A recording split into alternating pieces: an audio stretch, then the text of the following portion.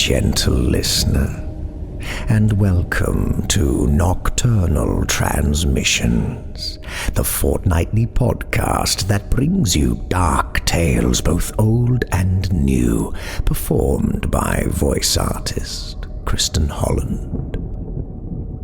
This episode, we bring you something new. A fresh piece of work from a talented wordsmith who is breathing new life into the horror genre. Nocturnal Transmissions is proud to present Do Not Resuscitate by Dan Fields.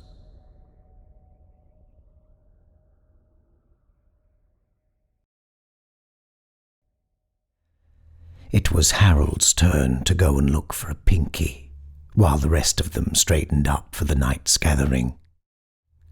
They had agreed to confine their activities to the dusty, neglected storage room in the hospital's Old North Wing.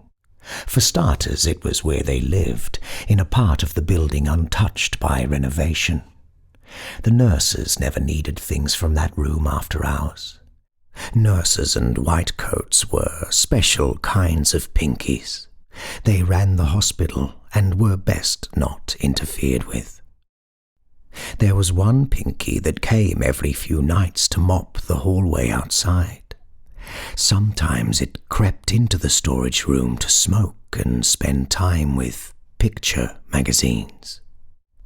It thought nothing of exposing itself in full view of Harold and the others, where they slouched against the wall, watching its excitement with silent interest. Between its bristly thighs, the Pinky was fitted with valves and hangings they did not have. They had talked about capturing the interloper, keeping it permanently in the room, so there would be no need to find a new Pinky for every gathering. But they shared a vague notion that Pinkies needed special things to keep them alive and quiet, which Harold and the others did not quite grasp. Surely its airways would be corroded with smoke anyway, which made it not so useful. Mavis, who was clever, had judged it less trouble to keep the old system in place. The others agreed. Even if Mavis was not the wisest, she was the best at speaking. "The hospital is never short on Pinkies," she had explained, moving in and out of their little rooms. There were dozens of those rooms in long, bright light hallways, every day holding hundreds of Pinkies fit for choosing, more than they would ever need. They sent Harold out into the wards most often, since he was the strongest of the ones who had legs. Those with only upper bodies could not move quietly, another reason to limit their roaming to a single shut room. Harold was rare, one of only a handful made, and he took the distinction seriously. He had practiced walking on his soft lower limbs until they supported him without limping or stumbling. He could lift the stitched canvas soles of his feet so they no longer dragged with a telltale shushing sound. Conditioning made him quite good at walking the halls without drawing attention. He swung his cloth arms full of scratchy cotton batting to balance the heavy plastic of his torso, airway apparatus, and upright head without toppling. At a distance, in dim light, wearing a smudgy coat he found snagged in a laundry chute, he might pass for hospital staff. He was sure he must be seen occasionally, despite the care he took not to be, and so far no Pinky had been the wiser. He watched and listened for the clattering body trolleys the whitecoats used for moving Pinkies from room to room. They could wheel at top speed around corners without warning. Such a collision would send Harold's light body flying and might break him in pieces. Harold went searching in the quiet, softly lit wards where high activity was rare. A couple of Pinkies surprised him as he moved along the wall. The first was a little thing wearing a bright-coloured dress. It appeared around a corner, humming a funny tune and sort of skipping in circles. It was a visiting child, separated from its big ones, who were speaking to a white coat down some passage close by. Harold would avoid that way. He pressed himself down behind a cleaning cart, escaping notice as the small Pinky scampered past and out of sight. The small ones were prone to point out everything they spotted, and Harold did not want to have to run. It was not easy for him, and he had to conserve his strength. Standing upright once the coast was clear, Harold felt a pocket of trapped air hiss through the tubing of his windpipe. For one thrilled second, he thought he had drawn his own apprehensive breath. But the illusion was plain an instant later. The lung sac in his rubberized chest sat flaccid and still. He had no muscle to contract it. That was why they sent him to prowl for Pinkies after all.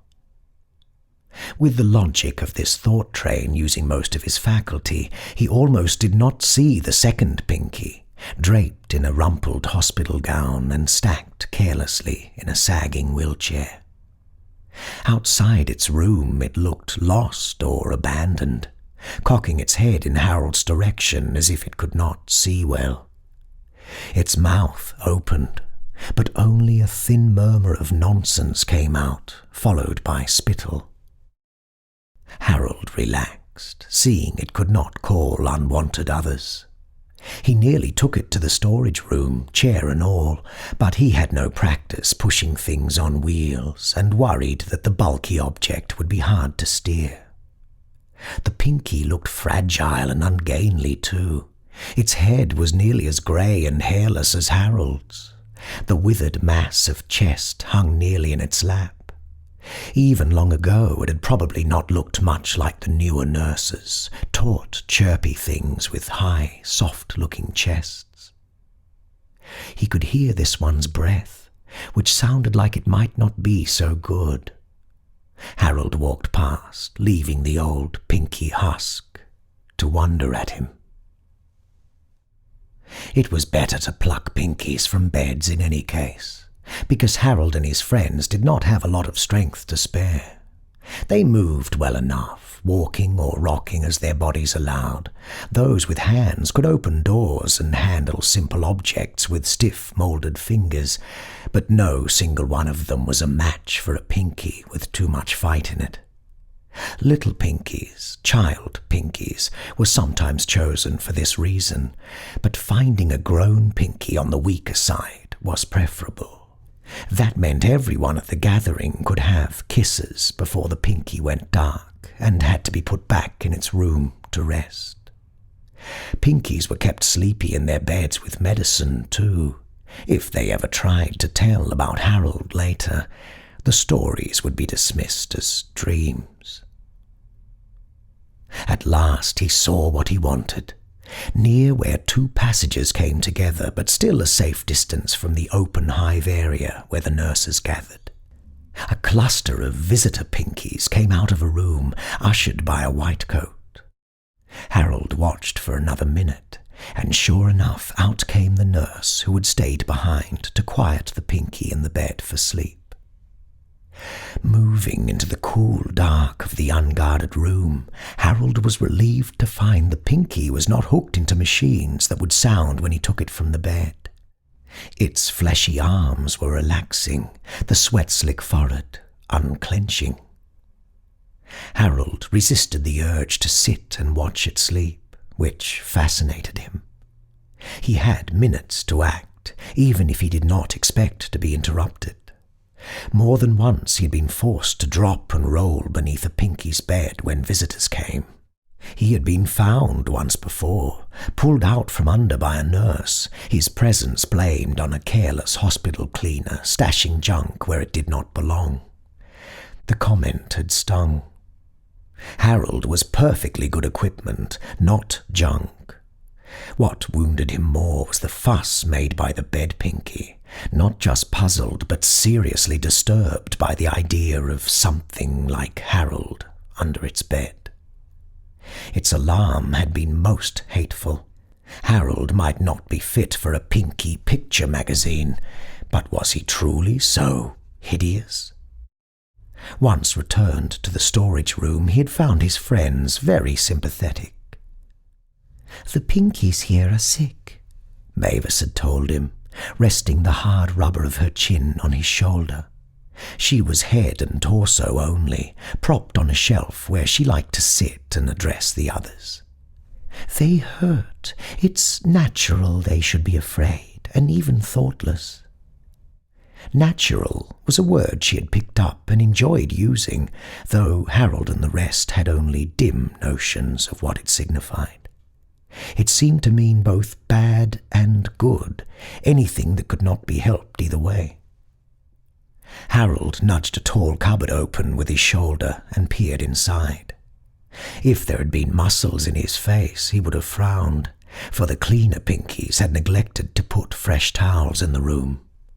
The Pinky in the bed gave a snuffle, then a cough, but did not stir into wakefulness. Thick hair clumped against its glistening face. Harold kept it in view as he scooted around the side of the bed. He found a used towel on the bed rail, freshly damp but not too dirty. With a quickness earned by careful practice, he flung the towel over the sleeping features, winding his hand into the fabric at the back of the head. This formed a tight hood over the Pinky's face, which he could guide easily by moving his arm. With his free hand he shoved a pillow down over the towel, absorbing the first powerful cry of shock. Blinded and muffled, they often reacted that way. The weave of the towel let the Pinky keep breathing, but not enough for another lusty shout. Shifting his meagre weight, Harold rolled the twisting torso into the crook of his cushioned arm, drawing what would have been his elbow firmly around the neck while keeping his grip on the back of the head. He nearly missed his balance because he expected legs to kick at him from under the blanket.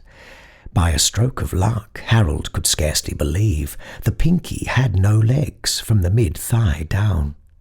That, he thought, would please Mavis and the other half-bodies. The Pinky was broad across the chest and had 2 arms to flail, but without knees and feet it was not so much trouble to manage. Despite its obvious distress, Harold knew how efficiently the simple act of wrapping its mouth and eyes in the towel made Pinkies more docile. In the storage room, the gathered ones crowded the Pinky with more than their usual energy, clumped in rough order, but each anxious for kisses. The mewling rubbery babies, the ones used to simulate choking Pinky babies, were first given a small fresh breath each, provided naturally by the shocked panting of their guest. After that, it was traditional for Harold to be offered the next kiss, but also to decline it so his friends could serve themselves first. Collapsing against a pile of sanitary glove cartons, he soon regretted not taking a little whiff to restore himself right away. The disorientation of having its towel whipped away to reveal the dark of the storage room put the Pinky in a sort of initial shock, but more force was required as it became more aware. Working in pairs with occasional help from bystanders, the others began taking their breaths from the Pinky. "Lift the chin gently to open the airway," Mavis called in a friendly monotone. Some steps had to be combined or done in reverse, because it was they who were being breathed into and not the Pinky, but they followed the procedure learned from the teaching nurses as closely as possible. Sally, who had arms, helped limbless Jake onto the Pinky's chest and compressed its rib cage with short jabs, pushing air out so Jake could take his kisses. "Remember," Mavis added, "the chest should compress 2 full inches. You should feel your lung sacs inflate." They had no way of actually sucking in air through their windpipe tubing. It was necessary to coax rhythmic exhalations from the Pinky to create airflow. There was a certain amount of shifting and squirming on the Pinky's part, but the work of so much breathing kept it distracted from escape. Harold watched, still dazed from exertion, as Sally took her breaths, with Jake rocking back and forth on the wide chest to help the air out. He listened to the Pinky's gasping, replenishing itself between kisses. It was his responsibility to notice any hitching and wheezing, signs that the Pinky was going dark and may not produce as expected. "Count 2 seconds for exhalation," Mavis recited. 1, 2, keep the rhythm steady. Don't break your compression cycle. Only for an instant did Harold see the naked terror on the Pinky's face, the true measure of its distress. Little insights came to him in moments of fatigue, when he was fading and badly in need of restoring kisses. When his animation was precarious, his consciousness was at its thinnest, but it made his focus exceptionally clear. This meant he could see the shape of the thoughts in the Pinky's head. Terrible visions lit red by burning plastic bodies, the whole gathering discovered and set aflame by angry whitecoats. Harold felt his cloth arms prickle with heat and moisture touch his plastic brow, though he knew both sensations were impossible. In that state he could not move quickly enough to stop the Pinky's free hand from grasping a splintered wedge of wood, an old doorstop forgotten in the dark, and gouge a furrow in the rubbery chest atop him. The violent act went all but unnoticed. The Pinky's failure to draw blood or deter the gathering made its breath falter and go shrill. Walter, the full body with the doorstop stuck in its lower chest, held Mavis to its pale lips while 3, 4, far too many of them pummeled at its ribs for more air.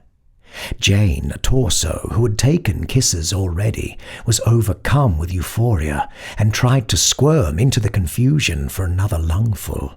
The Pinky's hospital garment had been poured aside, and with grim curiosity Jake and Sally prodded at the stirring apparatus below the navel. The gathering had reached a frenzy. They had waited too long since the last. Despite the dizzy feeling in his body, Harold crawled across the floor to disperse the knot of writhing figures with sweeps of his arms. They would soon recover their composure. Already those capable were helping the limbless ones who thrashed and gibbered on their backs like overturned bugs. Taking in the air he needed with one hard shove on the Pinky's torso, Harold would ask Mavis to hold a council, refreshing them on the proper rules of conduct. He had been spooked by his vision, the momentary sight of the gathering through other eyes. Although the gathering ritual was modelled on what the nurses taught, it was more of a club than a class. Not that they would know the difference between the two words. Helpful Mavis did what she could to coach them in all the standard language and procedures, but the sessions in the storage room were for their own pleasure, rather than to learn anything useful. They had no need of air to breathe. It was a luxury. Their plastic airway tubes, clouded and scaled by the accumulation of moist, Pinky breath, were only approximations of life. These and the rubber lung sacs they fed were meant to help Pinkies learn. The lesson was how to give life to other Pinkies. Was it strange, then, that after hundreds of practice hours making dead things live, an echo of that life force had taken root where it was not expected? Harold and his friends had never been created to move about on their own, but since by a sort of miracle they had learned how, it seemed a waste not to enjoy the privilege. To sustain it, they needed fresh, living air more often than the teaching sessions with the nurses could provide it. How dreary it would be to let the spark die out and go back to slumping like sacks on the floor, lifeless equipment once more, like brooms and bedpans. Harold did not consider himself very smart, but it baffled and sometimes enraged him what a fuss the Pinkies made when he brought them to the storage room. Nothing happened here that his kind did not endure 100 times a week, the nurses calling out orders while Pinky after Pinky pumped Harold's chest cavity with meaty hands. Others pulled and tilted his limbs, since Pinkies believed the position of a dying thing's legs and arms could help something called circulation. His body was specially built to teach about that. They would kiss and kiss him, blowing in breath until his lung sacs bulged with misty air. Nothing that breathed all the time could appreciate the rich thrill those irregular puffs of living air brought him. It made the experience worth all the rough handling, lying flat on hard tables and hearing stupid, rude Pinky jokes about his simple body. Harold thought it the least compensation for a Pinky to give up a little of that sweet breath now and then, when he and his friends wanted it. The gathering room was not a place of harm or menace. They were careful to mimic proper technique, so things never, hardly ever, got out of hand. Harold and the other clever ones held it in their hard rubber heads that beyond the sheer enjoyment of the gathering, the gift of living breath gave them new possibilities. They could not navigate the world as well as the Pinkies, not yet, but they were thankful all the same. How nice it would be if the Pinkies could be more gracious in return. There was no need to muffle the Pinky for its return to the ward. Its breathing was now a hollow, ragged wheeze. The twitching frenzy of its arms and leg stubs had ceased. Under his curled arm, Harold barely felt the clock thump of the chest. The Pinky's life signs were retreating within. Like Harold, it needed to rest. He had not quite reached the end of the hallway when the lazy pulse of chest muscles disappeared too deep for Harold to feel. They had truly exhausted the poor thing. The arms were slack, no longer grasping. The body seemed to go heavier. Harold hitched it up tighter against him, causing a honk of stinky breath to escape the nostrils. That was good. As long as air moved, there was life. That much he understood. He was interested in life. He did not know what a dream was, but there were times in the dark when he saw himself in a white coat of his own, not a mucky cast-off, but a fresh thing made just for him. The Pinky grew heavier by the second. Better to lie it down where it could start to rest and repair itself, and where nurses and whitecoats could see it right away. There was no time to reach a room, but he would not leave it on the floor like mere equipment, like junk. Around the next bend he heard agitated voices, and he worried he would be caught. But a miracle happened. A body trolley with stale sheets askew, but no passenger, sat unattended against a wall. Heaving the Pinky with as much might as he had left, Harold felt its ribs crash into the hard side rails. Another encouraging whoosh of air came from the throat. Bracing a shoulder under the thighs, he pushed up and tipped until the Pinky lay diagonal but stable on the flat surface. The gown was bunched under the torso, parted to show the long cleft of its lower back. The Pinky would not fall to the floor. Its face was pushed deep into the rumpled blanket, which would keep it warm until a nurse made rounds through the silent wing and could help it feel better. That was the purpose of the hospital, to make better. Harold understood that. Slipping out of sight toward his home in the storage room, buzzing with the thrill of life renewed, he was relieved not to hear the Pinky cry out. Its alarm had abated, let it go dark and rest. Harold and his friends were made to help, to teach Pinkies. They were proud of their function, and just as proud of the new skills they had taught themselves. They could not help being overexcited by more distant horizons in view, almost within grasping. But never in 100 lifetimes would it cross their simple minds to do harm. They wished only the best to the Pinkies that had given them so much, and had still more to give.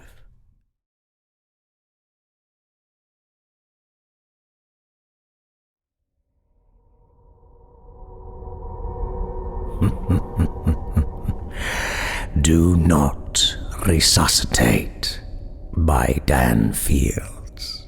If you would like to find out more about this author, please visit our website, nocturnaltransmissions.com.au. Now, a big hello to our latest Patreon acolytes.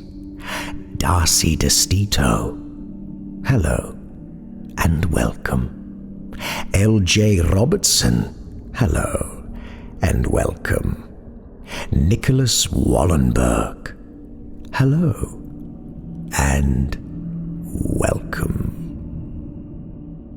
If you would like to become an acolyte, cohort, or minion of Nocturnal Transmissions, just visit patreon.com and search for us by name. Now, stop the presses. An announcement. There's a new podcast in town. It would appear our humble narrator has been moonlighting, gentle listener. A Voice from Darkness. A Voice from Darkness is a horror audio drama. Listen to parapsychologist Dr. Malcolm Ryder and his call-in radio show as he helps those who suffer at the hand of the supernatural and strange. The first episode of the podcast will be released on the 29th of August. Subscribe now and wait for the horror to begin. A Voice from Darkness. Starring Kristen Holland as Dr. Malcolm Ryder, written and produced by Jack Reese. This episode was brought to you with the generous assistance of our cohorts: Evan Dewley, Thomas Arvin, Sam Bell, Robert Troy Peterson, Michael Wood, Chris McClay, and Sanitarium magazine. Sanitarium is an independent quarterly magazine dedicated to bringing audiences the best in horror from around the globe. Available from Amazon and sanitariumpublishing.com. All non-public domain stories are featured with the permission of the authors. All voices and production are concocted by Kristen Holland. Until next time, watch the skies, fear the dark, and don't trust anyone, especially yourself. Good night, gentle listener.